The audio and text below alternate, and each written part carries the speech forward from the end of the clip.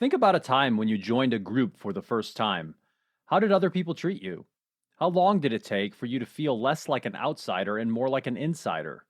Regardless, let's face it, many times being the new person can be really tough. But it's an important part of how we make teams work and how we get along well in society. So today, we're exploring how to make people feel welcomed. Stay tuned and we'll discuss. Welcome to the Indigo Podcast, an exploration of human flourishing at work and beyond. I'm Ben Barron of Indigo Anchor and Cleveland State University. And I'm Chris Everett of Indigo Anchor. For more information, please visit us at www.indigopodcast.com. Yeah, so I think this is a topic that cuts through to anybody, anywhere. If you got blood in your veins and a beating pulse, feeling welcome is awesome, right? It sure is. And so today we're going to talk about what it means to feel welcomed. We're going to talk about why it matters both in the workplace and in broader society. And then we're going to also sprinkle in there. And then at the end, we'll more specifically focus upon some tips for all of us with regard to how to make people feel welcome. So maybe let's dive into that first section of what does it mean to, feel welcomed, and maybe we'll just kind of share a few examples from our own experiences. So, what are some times maybe when you've had an experience of feeling very welcomed or maybe not so welcomed within a group, Chris? So I would say when I moved to Park City, I felt very welcome by my neighbors. Nice. It was awesome. And the cool thing about Park City was kind of like growing up in the military, right? So my dad was active duty Air Force, and we'd move every 2 to 3 years or so. And when you'd go, people would show up at your door. And I don't know if this is a norm everywhere, but like, hey, here's some cookies, or hey, we made a lasagna, because in the military, the norm is everybody moves around. And if you're going to have anything like a social life and not just hate everything, you got to make friends quick and fast. And part of that is making people feel welcome and inviting. And the thing about Park City is there's not a whole lot of people here that have been here for 20, 30 years, right? Right. And so it had that kind of military. Park City's kind of like the military bases anyway. Low speed limits, lots of workout equipment everywhere and bike trails, right?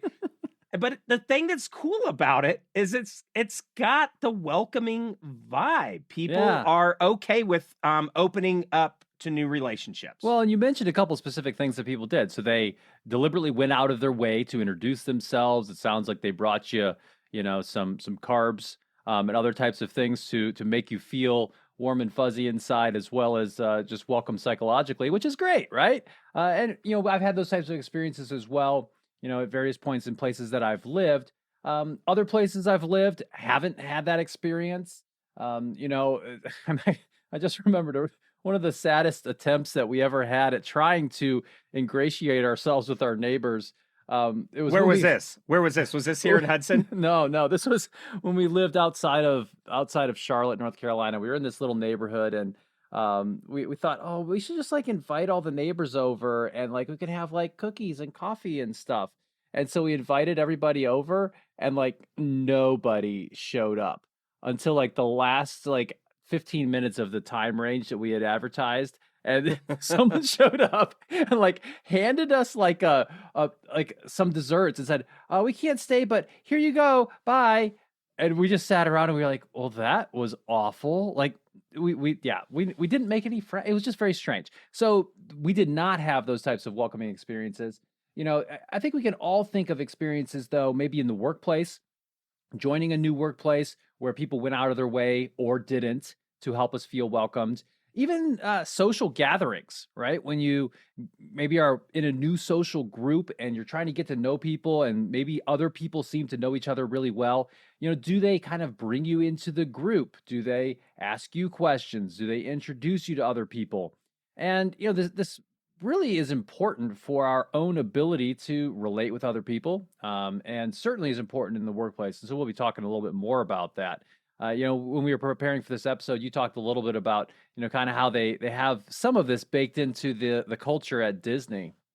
Yeah, the Disney way. A lot of people that are in the hospitality industry study, how Disney does it. And, Right. everybody from IHG Group, which is a big hotel group that owns Holiday Inn, Hilton, all these places, they want to create a good customer experience. And a big piece of that is being welcoming, inviting, someplace that when people feel welcome, you can watch their shoulders kind of just, right? The truth that the tension goes out. When you feel welcome yourself, your anxiety level is dialed down. Walking around anxious all the time is not very fun, right? And and then I want one of these pieces about welcoming. Everybody's worried about the first impression, but for some of our listeners that don't know, like I used to be a music minister, and I worked at I think it was the fifth largest Methodist church at the time on staff as a musician there. But yeah, it's funny how people would talk about coming. They move to a new town, they look for a new church, right? Maybe they go try them out, a few different ones to find where am I going to plug my family in. Well, Hmm. a big piece that because people could write down notes or nowadays they can send emails about how, hey, let us know how your experience was if this is your first time. Sometimes people will say, raise your hand if this is your first time. Hey, if you're sitting around a first timer, introduce yourself, would you? These are all ideas of systematizing being welcoming, which is important because if we know being welcome is important, well, we should be purposeful about doing it. But the interesting thing about that is the kind of feedback that sometimes we get. I went here 2 Sundays in a row and nobody said hi to me. Right. Hey, I've been going here for 6 weeks and I don't think anybody in my Sunday school class knows my name. Hmm. I mean, these are real and lots of times a community of faith is a way somebody gets plugged in when they're moved somewhere, right? Right. And some of these they never talked about, well, the pastor had spittle on his tie during a firing part of the sermon. Right? That wasn't ever. It was Yeah. always about did they feel welcome or not. Those were the majority of the comments. Yeah. Well, what you just were talking about actually reminds me of a consulting project I did many years ago for a very large um, place of worship. We'll just say, so I don't identify the place, but this very large church. They had, I think, something like 5,000 families at this place. It was big, and they were growing. It was quite a large community, and they brought us in to help them understand more about the degree to which people felt engaged there. And one thing we asked about in a large survey that we did was we asked about early socialization experiences. So when they first joined that group, did people go out of the way to make them feel welcomed? We have a whole series of questions about this. And what we found statistically is that there was a strong relationship between that and their feelings of engagement. Now, it was a cross-sectional survey, which means it was just a snapshot in time. So we can't necessarily say there was a causal relationship between those two, but they seem to be associated. That these early experiences that we have in groups, in teams, do seem to set the path for whether or not we get engaged with that community, with that group, with that team, that workplace or not. And that's why it's so important. This is a critical piece of onboarding people, and we'll talk more about that here. And the truth is that some groups can be very unwelcoming. And I think most of us have probably had that experience where it was just hard to kind of get in with the group. People don't really talk to you much. People have their own jargon, their own inside jokes that you're not privy to, and it feels awkward. And then other groups can be very welcoming, and sometimes it has to do, I think, when everybody's coming from such different backgrounds that they've experienced it themselves, maybe in Park City or in a military community, where it's like, hey, we've all been there, we're all kind of used to the newcomer thing, so we need to go out of our way to make sure everybody feels welcomed. And one thing I also think about is, just imagine kind of a group of people talking. We all kind of like congregate in little circles and stuff. Sometimes people don't move their shoulders enough to actually physically let someone into the group, right? It feels really awkward if you're kind of trying to wedge yourself in as a newcomer physically in that standing group of people, if people aren't kind of shifting the way their shoulders are to let you in. And, both in reality and kind of metaphorically, that's what some groups are like. Some groups are very open and they move their shoulders, others don't. I'm thinking about this. I haven't seen it. I can't remember the name off the top of my head, but apparently Matt Damon did a new movie, right? Where he goes into Trump country, right? And goes to a bunch of backyard barbecues with a bunch of type Trump supporters, which for him, that was kind of being out of his element. But Mm, what was interesting is all these, and I haven't seen the movie. This was just based off of one article I read kind of about his prep for this movie. All of them were like, hey, Matt, come, come hang out, man. We'll drink some cold beer and barbecue, you know? right. And I think this is kind of a cool thing when we welcome people that are outside our norm and paradigm. Now, I think it can be cool to have an exclusive club as well, right? Hmm. Think about some of the honor societies at universities. Right. You know, by achieving a certain GPA or class ranking or something like that, you're able to get in. So it's not that I'm saying being exclusive is bad, right? If you're gonna be like the He-Man weightlifting cross stitch club, you better both weightlift and cross stitch or be interested in starting, right? You know, you can't. It's okay, right? And some of these we'll talk about, like employee resource groups, affinity groups at organizations, right? You know, there makes sense. Like if you're in the Dungeons and Dragons after school club, you better have a D20 dice or like get out, right? It's okay. But the whole thing is, if you have some of those criterias, and if we want to build an awesomer society, being welcome even to the jack wagons like Filson, because Filson's trending up, right? That could be a good thing. Right, right. So, if we were to put a kind of a definition around this idea of being welcomed or feeling welcomed, I think it has a lot to do with a sense of belonging, right? And what's interesting from the research is that having a sense of belonging, that I am part of this, and there are insiders and outsiders, there is a distinct kind of groupiness of a team, and feeling like you're part of it. That is a key part of kind of good teams, right? And the idea here is that if you have this feeling of welcome, that you feel like you belong, you don't feel like an outsider, right? Or that you're and on the path toward becoming an insider, at least a good trajectory there.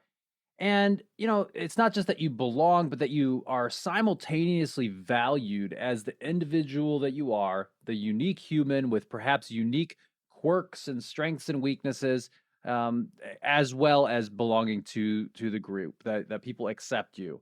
And, this is just, it's so important. And, I think some groups have higher barriers to entry than others. You mentioned kind of like, maybe an exclusive type of honor society or something like that. We're both in the military. There's definitely a process of socialization into the military where they bring people from all walks of life, and we try to make them very similar in the important ways, right? There is, certainly expressions of individuality in the military, and I don't think those are necessarily suppressed, not all of them. But Sometimes we wish they were. right, I keep my hair fairly short. But I have no choice but to keep my hair short. I don't know. You could grow it out on the sides really long. That'd be cool.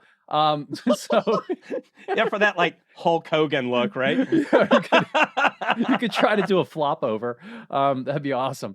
But in the military, you go through a process, and then you become an insider at some point. Maybe if you graduate from boot camp or from officer candidate school or something like that.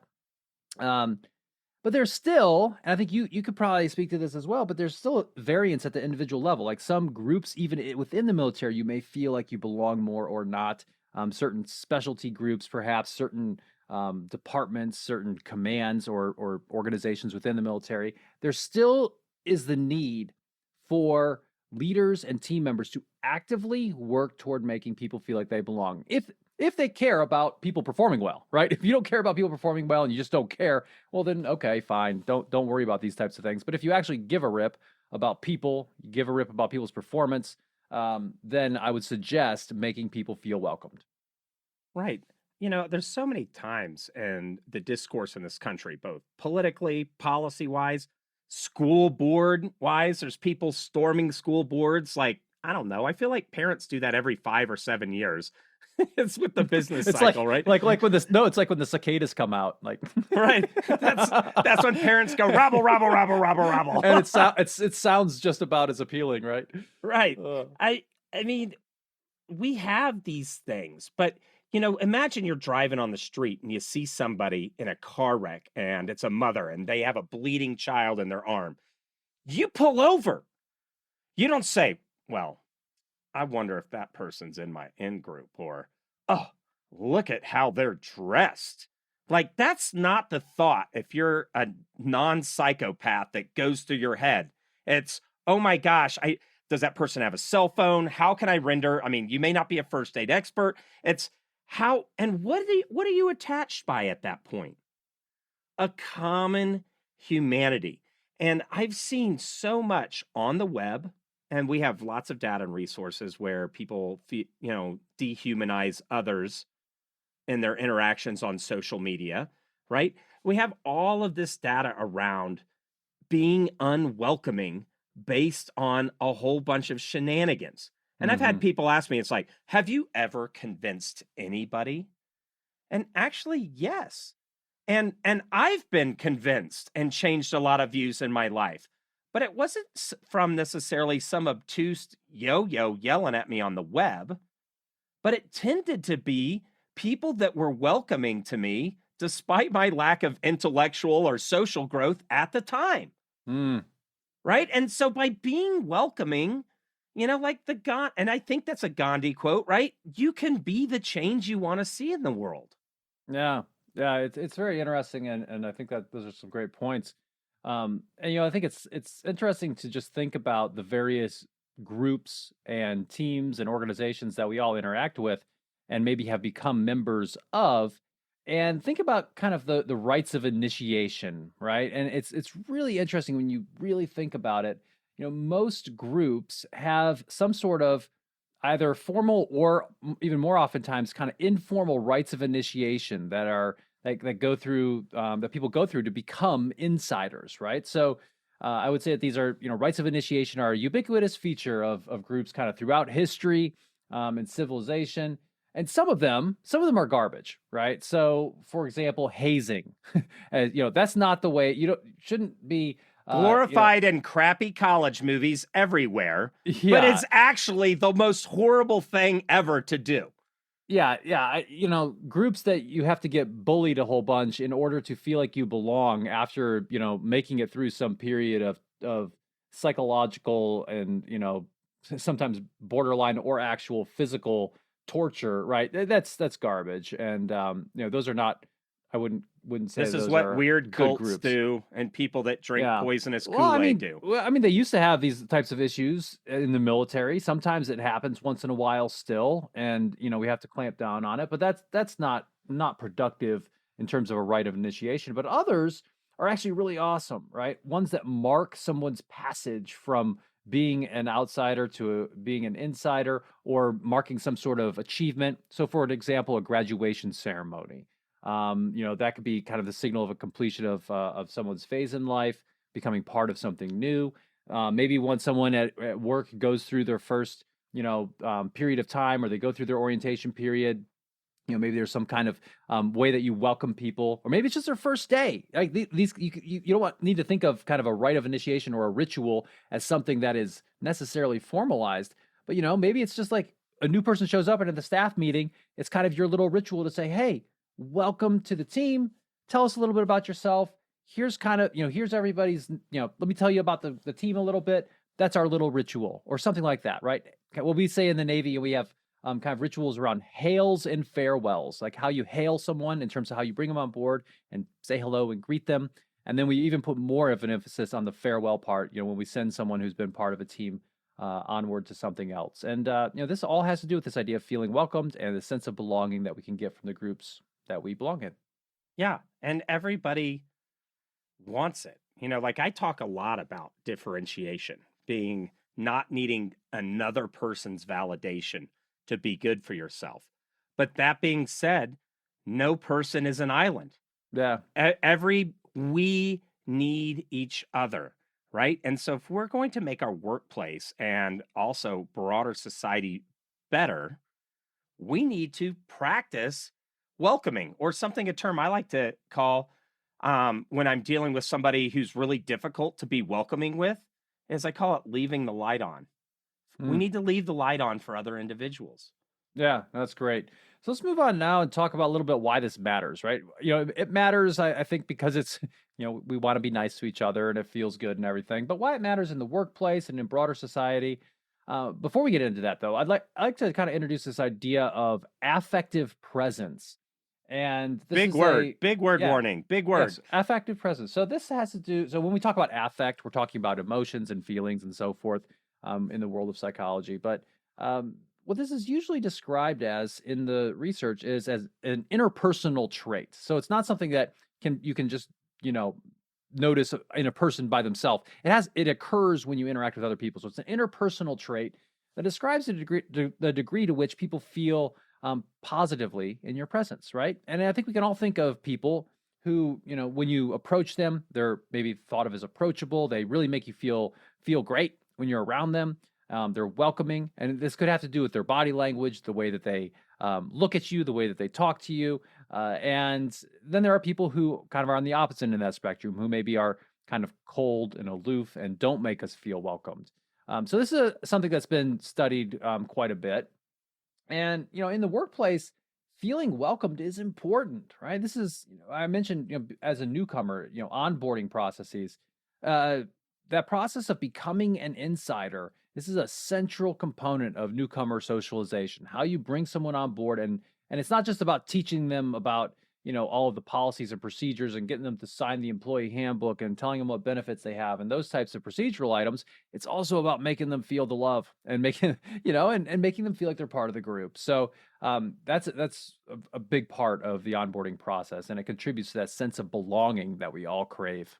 Yeah, so anybody that's seen the Harry Potter movies, Professor Snape, right?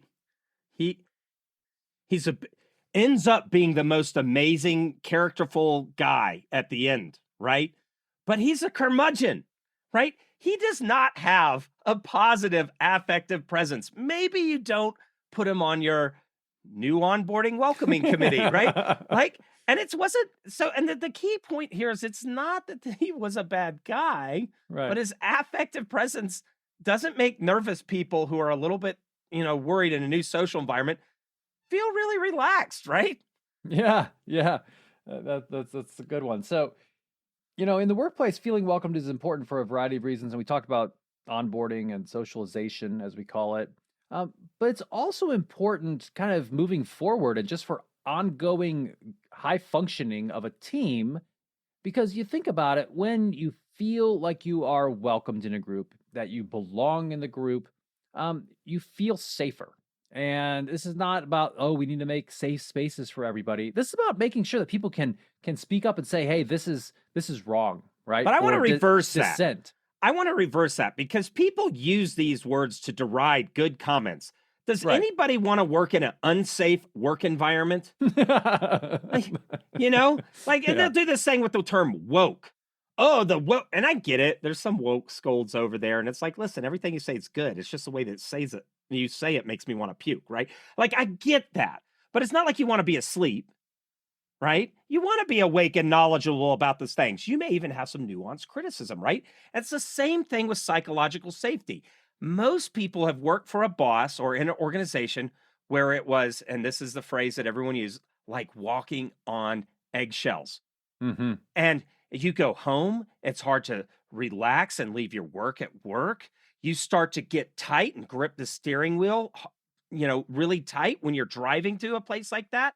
Psychological safety, if we know anything from the literature, it is that you got to have it if you want to have a good place to work and retain people and be a place that's worth doing stuff for, right? Right. And it's also very important to, if you want to have a team in which people will, work to minimize errors and mistakes and have better decision making.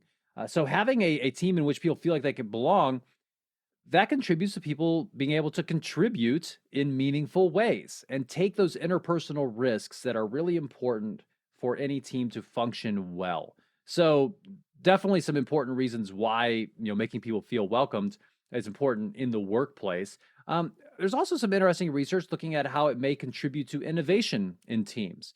There are a handful of articles that we will put links to in the show notes on these types of ideas, and so I encourage you all to check those out. But this is from an article in the Journal of Applied Psychology, and what they found is that when team leaders had more positive affective presence, it was positively related to how much information was being shared in the team, right? People felt more welcome to express their ideas and share their opinions.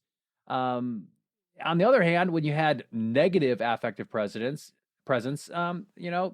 you had less of that information sharing that you need.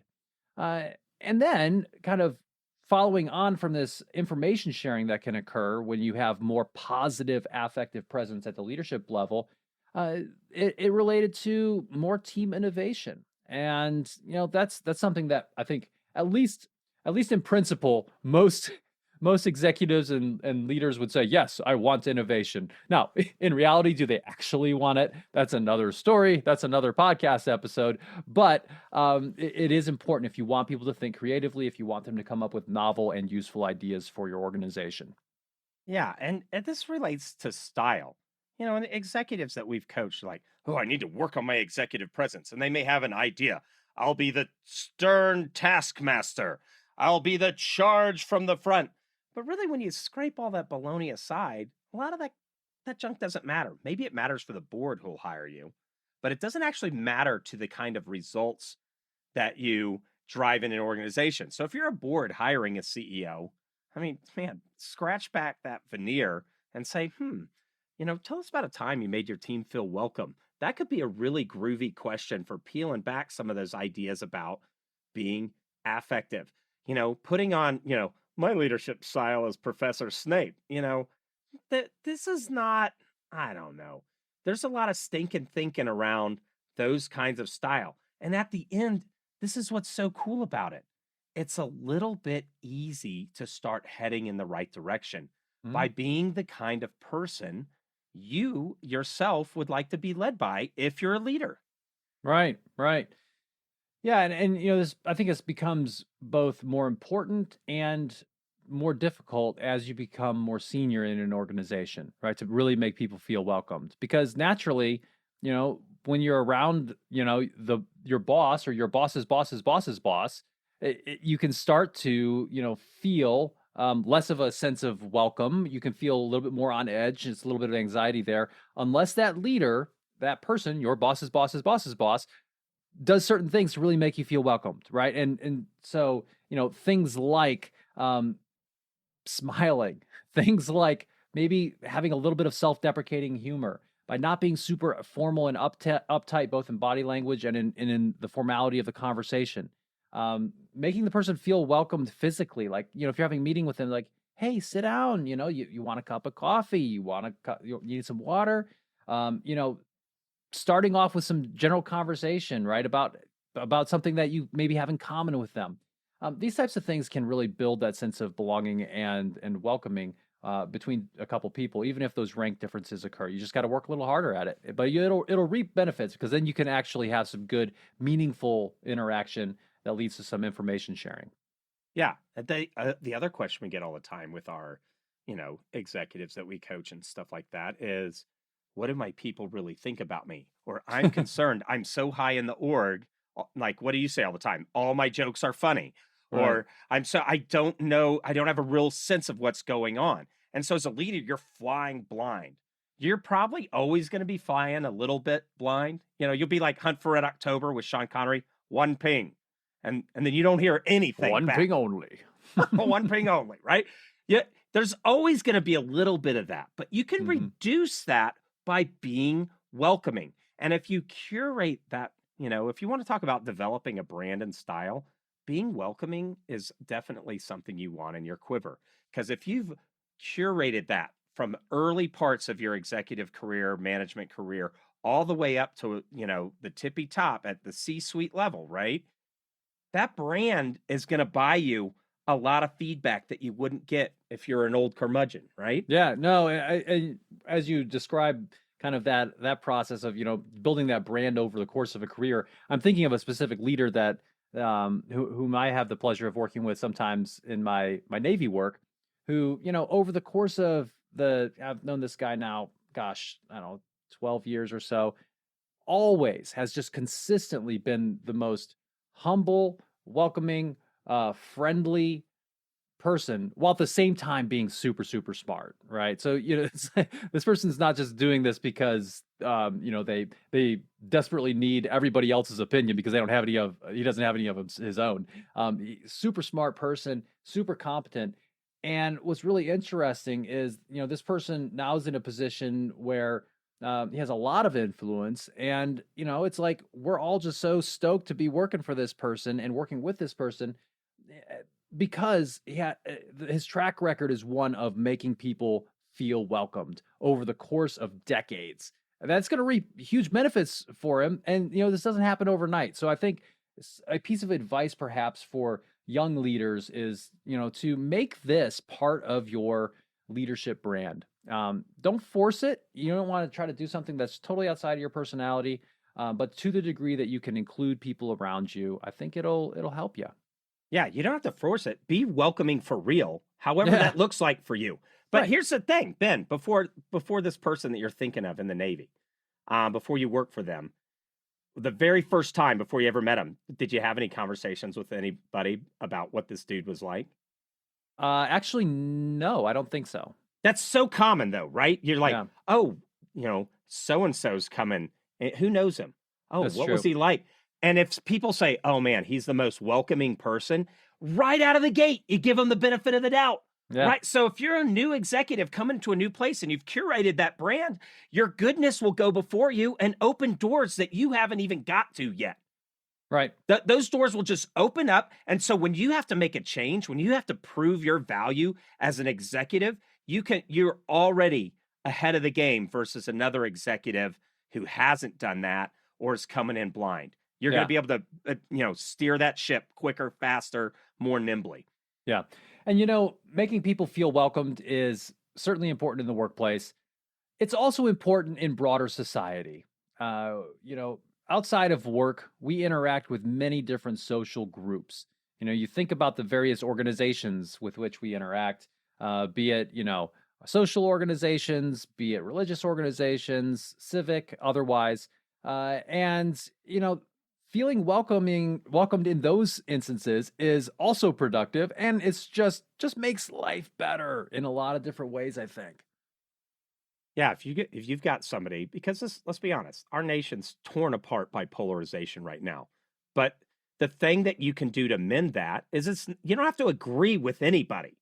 Matter of fact, the best stuff that's come about in this country has been over, heck, how many of our people talk about, the founding fathers, as if they're like this bastion light on the hill. These guys regularly had duels and shot each other. Let's be honest. And yet we're like, the founding fathers are awesome. Now, I'm not saying go out and shoot anybody. Don't do that. That's the most numbskull thing you could do. But the thing is you keep in the game. You don't take your ball and go home and say, I'm never talking to you again. Or I'm out, all that kind of stuff. Or unfriend, these kinds of things. This is that is garbage. That's stinking thinking. And that's weak. I just want to say that is just weak freaking sauce.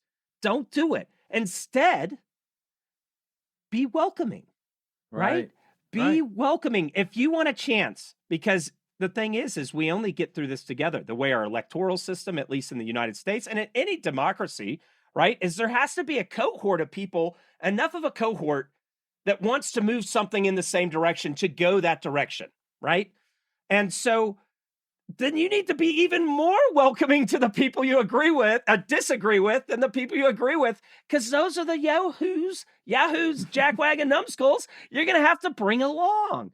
And if you can't really, they'll know if it's baloney. They'll know if it's baloney. But if you can't really be loving, welcoming, accepting, empathetic, really listening to them, giving a fair shake to their arguments, not just dismissing them out of hands, because just be like, man, honestly, I'm too lazy to do the research on that one. But how about a beer? Be be honest about those things. It's like, man, I think this on policy element, but I'll be honest, I work 60 hours a week. It's hard for me to Google all this stuff. Come on, be welcoming, be nice, be true, pull people closer together. And listen to our episode on difficult conversations. That's a good way to go. But the whole thing is nothing is gained as a society when we divide and separate and push away. That's, unless somebody's physically threatening you, what are they going to do? Just word you to death? You're going to welcome them until, daggone it, they have a hard time treating you like a jerk because you're just such a nice person. Right. Kind of goes back to that phrase of kill them with kindness sometimes, right? So why don't we talk now about some different tips that, we've come across from the research on this topic of making people feel welcomed. And, one of them ties into something we already discussed a little bit, and it's that those first impressions do matter. They matter just in general. I mean, we've done episodes on first impressions where, within a couple nanoseconds, we start to form impressions of other people. But, your first experiences within a team, within an organization, because you're on high alert, whether you kind of realize it or not, for is this a threatening situation or is this a safe situation? The little things that you can do to help people feel welcomed early on are very important. So introducing people, showing them around, physically, as well as, helping them understand policies and procedures and kind of how things get done around here. And making sure that people have kind of a place and a person in which they can, feel welcomed and ask questions, right? And really start to become part of the group. Yeah, I'm going to say this term that I use a lot, emotional flooding. The minute you say that, I never have to explain what that means. People know those feelings of, I'm overwhelmed with emotions. I feel anxiety. I feel tense. All of those items, right? Anybody that's coming into a new social situation is going to have some degree of emotional flooding, right? I don't care if they do it all the time. If they're a politician that's on the road, they're always in that mode of knowing I'm in a new place where I could be attacked by things I don't even know, right? It's the unknown. So if you're on the welcoming committee, or if you want to be a welcoming person, just look. And anytime you see somebody coming into a new situation, be like, you know what? That person's probably emotionally flooded right now. Emotionally flooded people don't have as broad of a vision or the ability to sense and respond as the people that are completely relaxed, right? They have just a dose of fight or flight going on in their psyche, right? And so your goal should be like, cool, how do I get the fight or flight out, the emotional flooding out, and that person in? Mm-hmm. You're welcoming them, you're helping them put down their baggage and bring the real person into that social group environment or whatever. Right. And I think communication is a huge part of this, right? Communicate early, often. Don't just leave people, don't assume, I'll say, that people know exactly what's going on. Explain things, don't use a bunch of kind of insider jargon, those words that only the insiders know. Because people are gonna be like, I really feel like an outsider here because I don't know what's going on. So that's an important piece as well. Now, it can also be even more challenging. And I think you have to be even more intentional as a leader, as a team member, to help people feel welcomed when you have broad cultural differences in the group, when you have a more highly diverse composition of the group. Then it becomes, I think, both more important and also more challenging to ensure that people feel welcome. So you're going to have to go out of your way even more. And I think, maybe a practical tip for leaders is, hey, make sure you're actually budgeting some time for these types of activities when you have a newcomer. Yeah. And when we talk about communication, I turn to the executive all the time, like, well, we've already told them 4 times. A piece of that communication's not just about communicating information. Well, the meeting's at 4.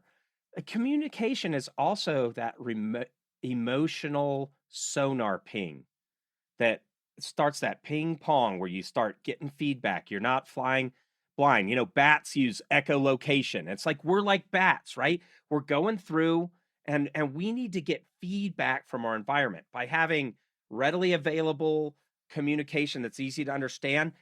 The tone of the communication, the words you choose to use, set the cultural and emotional tone for your organization. And when we're talking about culture, right? We're not just talking, well, this guy's from France, this guy's from India, this guy's from Poland. No, we're talking, people come from different company organizations and cultures. Maybe you hired a new director of innovation that just came from 4 fast moving startups, and it's very different being in a tried and true enterprise type organizations where everything has to be approved by 10 people in 4 meetings. You know, like these are the kinds of things that you should be sympathetic to. And one of those things that you can help bridge that thing is establishing rituals. Right, right.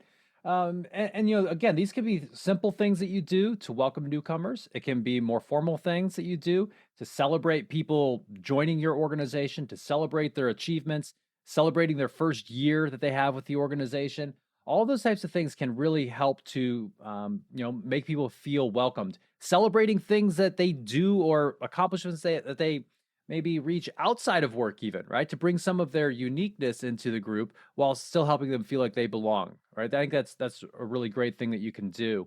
Um, I think getting some feedback from newcomers is really important because we can't just trust our gut necessarily that we're doing a great job with the newcomers. You should also have a feedback process. Like, after you have newcomers come through, get some anonymous feedback from them. Say, how are we doing? Did we make you feel welcomed as we were bringing you into the organization? What would you recommend for us to do with future newcomers to really ensure that this is going better? I'll also say you don't necessarily need to wait until you've gone, 6 months after the newcomers have arrived to do this. You could also do it maybe early on, right? First couple of days, say, hey, look, here's our intent. Our intent is to really help you become part of the group, to feel comfortable here, be part of the family, so to speak, be productive. We want your feedback, after the first day or so to make sure that we're on the right track here so we can make these course corrections early on and make sure that you get up to speed quickly. Yeah, and I've been in so many organizations that do that, and they focus on it at like an information gathering piece.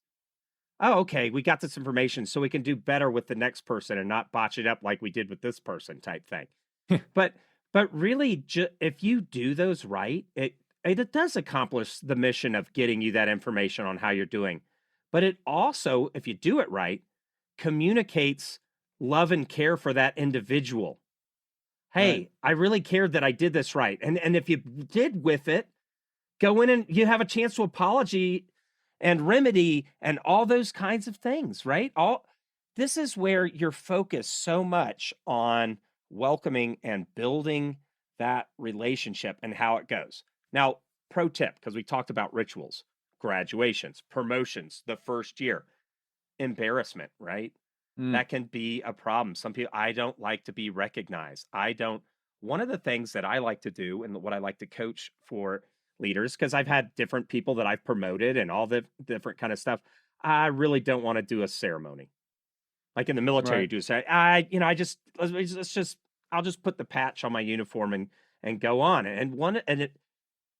This is both true and what you should tell those kinds of people. Hey, listen, I know you don't like being in front. I know you like to just do excellent from your desk and lead in a not so upfront. But I need you to do this to help us build the kind of culture we want to where people would want to ascribe to your excellence. Don't receive it for yourself. Receive it for the kind of organization that's welcoming and applauds certain types of behavior. Do it for the team. It's not Hmm. about you. You stand as one piece of the cog of what makes this whole organization better. You're not an army of one. Remember that bad slogan? That was a military, be an That was, army of one.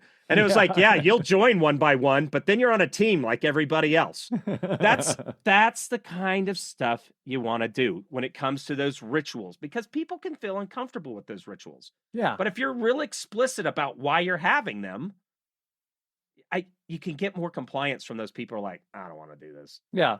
And I think maybe you could, if someone's feeling super uncomfortable about the way this is normally done in your organization for them, right? You could, adapt the process or adapt the ritual in some ways to make it better fit what they would want, while at the same time, perhaps using it as a culture building type of activity. So, I think something to note for individuals, if you're out there and you're, joining a new organization and you're like, yeah, I get it, Ben and Chris, feeling welcomed is great. I really want to feel welcomed. But my team, my manager, they just really stink at this. And I'm not getting anywhere. I think it's important to realize that, this can be a two-way street. And there are probably some things that you can do to start to help them to start to make you feel more welcomed, right? So, don't just shut down, don't just kind of take your ball and go home. Reach out for what you need. Ask those questions. And don't give up, especially in those early phases of your socialization within the group. Yeah. So I've seen so many times where maybe team cohesiveness wasn't big. Maybe the culture was like, well, we're all just here for a paycheck. But then I think of so many times I've seen somebody just come in there and they didn't look for anybody to be that friend or welcoming. They just started to be the change they wanted to see in the world. They just started smiling. I remember this one guy, Casey, when I studied theology in undergrad, and we're going, I think this was like the Old Testament introduction exam. Everybody, it was at the end of exam week. Everybody's tired. Everybody's kind of isolated and doing their own study thing. And he's in a Santa Claus outfit, handing out candy as people are coming into the exam. He's like, just remember, I'm not the reason for the season. And this was a guy who could make anybody feel welcome. So he would come in on a team. And so we went from a bunch of disparate theology majors to people that actually talked and laughed together. I've seen people go into businesses and organizations where everything's down and they just start loving on the people around them, which might be a challenge for you, but you have an option. Go get another job or be the change you want to see in the world. Welcoming is a two-way street. If you feel lonely, you move to a new town, right? Don't be scared to be like, dude, I know nobody in this town. Does anybody want to get a beer? I'm friggin' lonely. I bet you somebody will go get a beer with you. And then you start from there, And if nobody says anything, I'm like, man, hard crowd tonight. All right, we'll see you tomorrow. It's hard for people to stay stone cold with somebody that's warm. And some of it has to do with mirroring neurons, right? Like you could have the biggest poo-poo face on and somebody just smiles, real goofy. It's hard not to smile back. Right? Like if you come into a room where people are laughing, you may not even know what they're laughing about, but you kind of want to be like, right? That's right. So there are things that you can do to make yourself more of a someone who is easily welcomed, right, into the group. So depending on your personality, that may be harder for some people than for others. But I think the point is well taken that it is a little bit of a two-way street here, and building that vibrant support network is important, be it in the workplace or outside of the workplace for your own well-being. So why don't we talk a little bit about what leaders would do perhaps to make people feel more welcomed?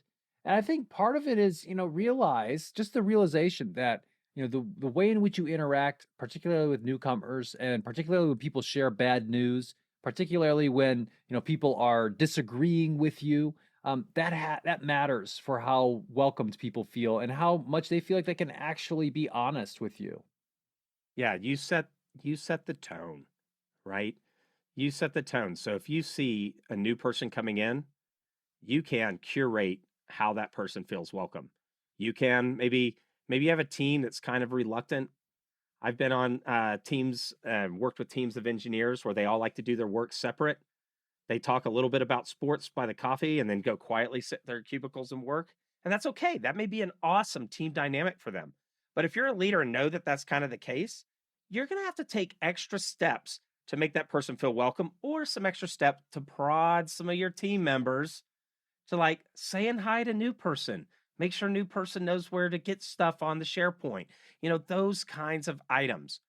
Also, if you maintain a dialogue with those individuals, you can help correct misperceptions they may be having about your workplace. So if you're an individual, don't think every single one of your perceptions are true, because one, you're not a mind reader. Two, you're too new to the group or your social situation or whatever to tell. So suspend your judgments.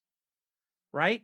Um, don't let your perceptions shade you from what reality is. And if you're a leader, make sure that you're giving that feedback so somebody can develop a correct mental picture of what the organization or group or volunteer organization or any of that thing like that is about.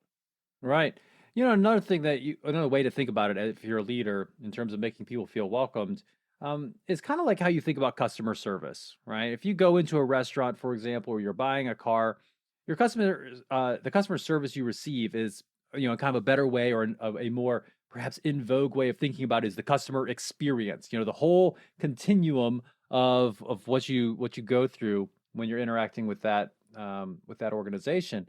You can think of it similarly with how your team members interact with you. So, yeah, maybe you have a great first conversation with a newcomer, but it's also about making sure that you have established a good newcomer experience, a good employee experience by interacting with them, checking in with them over the duration, to really ensure that that continues. So, having kind of a consistency of experience is very important as well. So, make sure that you don't just do it once. Continue to make people feel welcomed. And this applies not just, we're talking a lot about newcomers here because that's kind of the most salient piece here when you're talking about, building a sense of belonging in a group. But it also matters with your, longtime insiders, and in terms of how you interact in meetings, how you communicate, how you talk about things that are potentially contentious, what you do when people dissent and disagree with you.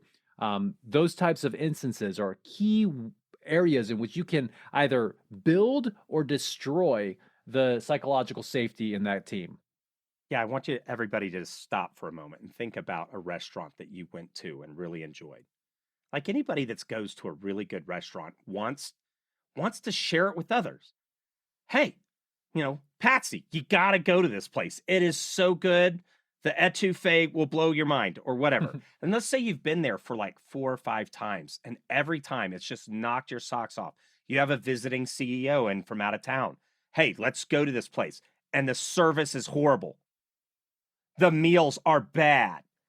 You, it's jarring to your system because you have that safety of like, you know what? Every time I come here, it's a good level of service. The food's always hot. You're expecting a certain standard of quality, right? And that quality and consistency of experience. It's the same way for your leadership or if you're an individual contributor. People expect a certain level of quality and consistency. And when they don't get that, it's jarring. And if you're a leader and you're not consistent in your response, nobody can feel welcomed, psychologically safe, or any of those things. Because it's like, am I going to get a hand grenade today or a souffle? I don't know. Right. So, I think ending those first days with a friendly conversation is important. Use an onboarding checklist. These are just practical things you can do to help people feel like they're welcomed. Let's talk a little bit maybe at the organizational level, why this is important and some things that how organizations perhaps can address this idea of making people feel welcomed. And I think part of it has to go with, the brand and the reputation that you're creating.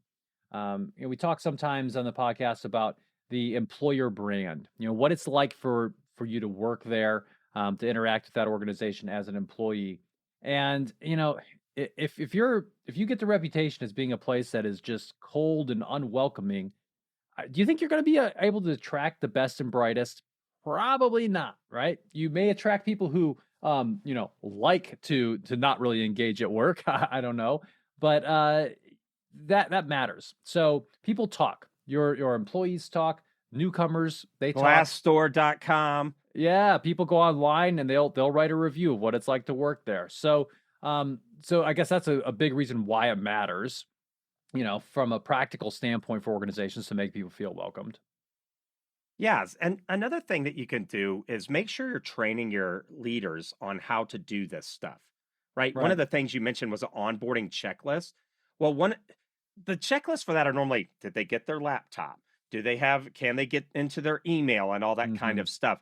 One of the things that's really important that all managers and leaders and that kind of stuff should do, as well as organizations should make sure, is give new people to that group or organization an early win, right? They're insecure about showing hey, you hired me for this job. I want to show you that I have value. So make sure that, like on that first day, don't let it just be a bunch of picking your nose and getting emails set up. Have some piece of work or something that they can show their value to the team if possible. Having real work to do that first day will be awesome for that person's sense of accomplishment. That checklist, say maybe 90 days, you can talk with somebody on their first day. Hey, this is what we're going to be focused on for the first 90 days. And you can do those check-ins once a week. Hey, man, we're working down this checklist. You're doing great. Glad you're here. That gives them those sonar pings that they're going to need to feel okay. That's going to improve your employee brand. It's going to reduce turnover or new hires derailing. Orgs, don't just trust managers to do this on your own. A lot of orgs are doing this. Train them how to do it. And then you might even want to assess as part of their annual or quarterly review how they do in onboarding new recruits, right? Right. And then I think if we separate, some of this, the thinking around, what it's like in the workplace, we mentioned in the beginning that how important making people feel welcome just in general society is, right? And I think there's things you can do there. And I think part of it is, be the neighbor that you would want to have. Be kind to each other. This is, how basic are these things? But, as I sometimes say to my students, if they say, "Oh, this just sounds like common sense, professor." Well, you know what? If it were common sense, it'd be more common. And I think there's a lot that we can do to make others feel welcomed. And oftentimes it requires us to step out of our comfort zone a little bit, but it's for the betterment of everyone. And I think it just makes life a little bit better. In fact, a lot better. Yeah. And then, this is all what people can do. But when we're talking at the organizational level, having structures such as your onboarding, your checklist, your employer brand, how you talk about job descriptions, all that kind of stuff can increase the welcoming piece. And that has nothing to do necessarily directly with how you treat somebody. But another piece is just have a welcoming and inviting place to work, right? If sometimes you're stuck, I know like in the Army, I mean, we don't have as nice of places as you do, Ben, in the Navy. And definitely, I think the Air Force has got us beat, period. Oh, But for sure. but we're in a cinder block building with a steel roof. That's generally what our office buildings look like. And it's got either a white or a tan paint on it. So, but do what you can. Put a plant out, right? Have some Rice Krispie treats that are pre-wrapped. There are things you can do. If you don't have a welcoming space, you're going to have to, overcome some of those obstacles there. But for those of you that can curate your environment, having the walls like not covered in, dolly wheel marks and, have a nice looking place. Be proud of the place you work at. Right. And I think the most important thing that our listeners should take away from this episode, without a doubt, is the importance of Rice Krispie treats. Because you just can't underestimate the importance of the Rice Krispie treat. And this episode was not sponsored by Rice Krispies, but we would welcome their money at any time. So today on the Indigo Podcast, we've talked about how to make people feel welcomed. We've talked about what it means to make people feel welcomed and why it matters in the workplace and in broader society, as well as some tips for all of us. Go eat a Rice Krispie treat. And here I thought you were going to say that you should go see Hunt for Red October with Sean Connery. While eating a Rice Krispie treat. Thanks for listening to the Indigo Podcast. If you like this podcast, please consider helping us by rating us on Apple Podcasts or wherever you listen, telling your friends about us, having us on your podcast, or mentioning us on social media. Our website is www.indigopodcast.com, where you can access more information about us and this episode. Thanks again, and we look forward to talking with you again soon.